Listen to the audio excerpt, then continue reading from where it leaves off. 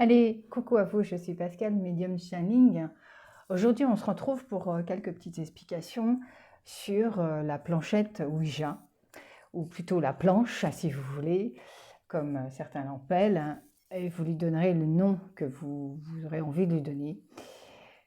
Ici, je viens juste faire quelques recommandations, bien sûr, de son utilisation et surtout de ce qu'on pourrait y trouver derrière, parce que c'est de ça dont je vais vous parler, de ce que vous allez pouvoir y rencontrer. La planche Ouija, c'est un instrument, un bel instrument, c'est sûr. Moi, personnellement, je ne suis pas apte et j'en veux pas, ça ne m'intéresse pas, je ne suis pas faite pour ça. Même si je suis médium, canal, puisque je canalise directement et je reçois les défunts tels qu'ils se présentent à moi sans support, en fait, sans demander quoi que ce soit.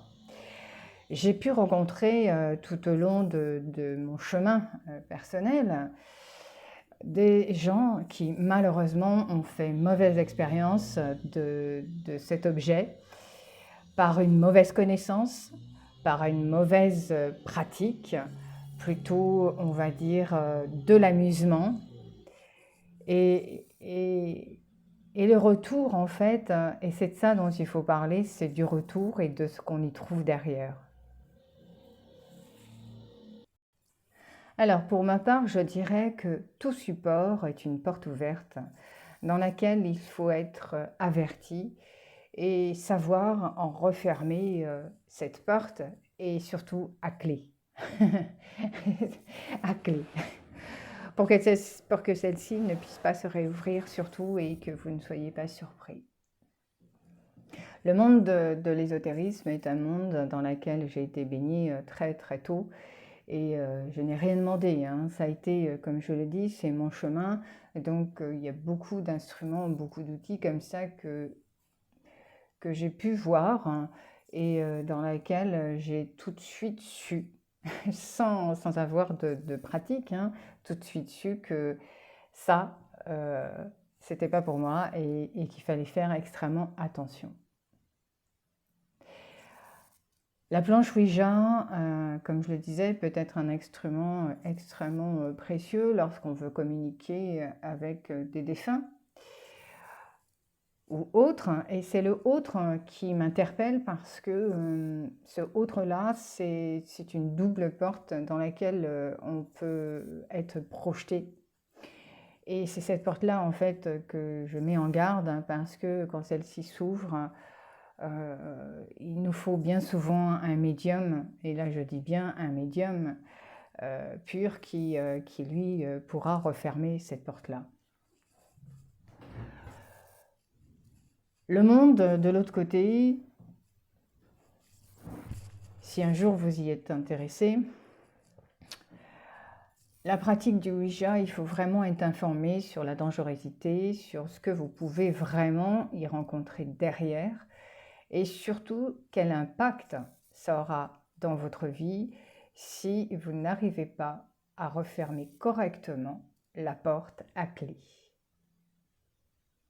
J'ai vu des manifestations, hein, moi j'ai été très tôt, hein, je vous l'ai dit, confrontée à une pratique dans laquelle j'ai été témoin. Et mon expérience peut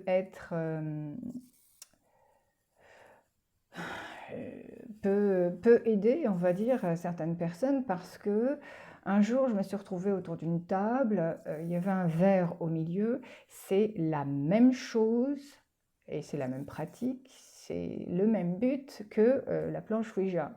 Et là, j'avais des gens autour de moi qui voulaient s'en amuser. Et je ne sais pas pourquoi, d'un seul coup, je me suis mise à pousser un cri. J'ai dit non, ne faites pas ça, surtout pas, parce que vous ne saurez jamais refermer cette porte. Comment, de mes 18 ans, un truc comme ça, je savais déjà. Voilà, sans avoir pratiqué, hein. Je vous dis, on revient avec des outils et parfois on est très surpris d'en découvrir quelques-uns comme ça tout le long de notre vie, de notre parcours. Et malheureusement, même si j'avais prévenu ces personnes autour de cette table avec leur verre, en mettant le doigt dessus, en invoquant n'importe quoi, moi je vous dis, j'ai regardé ça de loin, je les ai prévenus, je leur ai dit, vous ne savez pas à quoi vous jouez, vous ne savez pas ce que vous allez rencontrer, et je vous mets en garde. Eh bien, je suis contente d'avoir été le témoin de cette expérience, de leur expérience à eux, parce que dès que j'avais prévenu de la dangerosité, le verre s'est déplacé à une vitesse incroyable sur la table pour venir s'éclater contre le mur. Ensuite, chacun de leur côté ont eu des manifestations diverses chez eux. Ça a été une guitare qui jouait toute seule, des présences oppressantes venant dans leur chambre avec un souffle très rauque.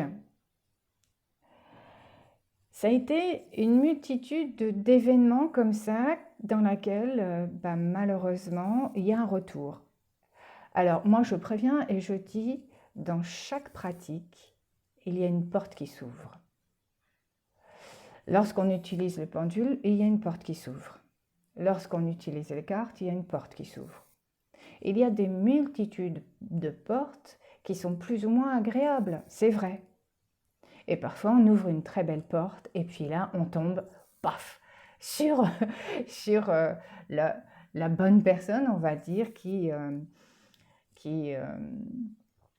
nous guidera. Voilà. La dangerosité, c'est de ne pas être informé, en fait, de l'outil que vous avez dans les mains. C'est de ne pas savoir comment l'utiliser. Et est-ce qu'on vous a destiné? Posez-vous cette question. Est-ce qu'on vous a destiné réellement à utiliser cet objet? Tout le long de votre parcours, vous allez le savoir parce que c'est une évidence. Vous allez être appelé tel un aimant, vous allez vous coller au métal parce que vous savez que c'est ça. Vous ne savez pas pourquoi, mais vous savez que c'est ça que vous devez utiliser. Alors, il faut être informé, c'est vrai.